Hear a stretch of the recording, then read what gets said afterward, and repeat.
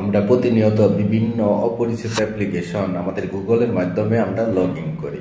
সেই অপরিচিত অ্যাপ্লিকেশন পরবর্তীতে আমাদের দরকার না হলে সেটা অবশ্যই গুগল থেকে ডিসকানেক্ট করে দেওয়া উচিত। যেতে হবে সেটিং অপশন, এটাকে ওপেন করবেন। তারপর এখানে নিচে যাবেন, এখানে দেখেন গুগল, এই অপশনটা ওপেন করবেন।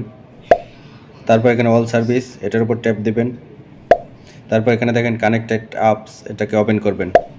এখানে দেখেন টোটাল 11টি রয়েছে আমার গুগলের সাথে কানেক্টেড। গুগল দিয়ে এগুলো সাইন ইন করেছি।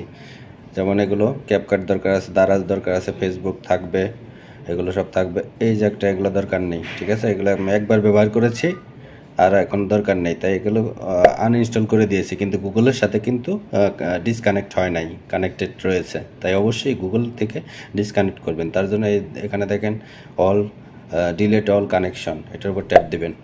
তারপর কনফার্ম। এখন দেখেন এটা কিন্তু গুগল থেকে ডিসকানেক্ট হয়ে গেছে, ঠিক আছে? তারপরে এই যে একটা, এটাও দরকার নেই।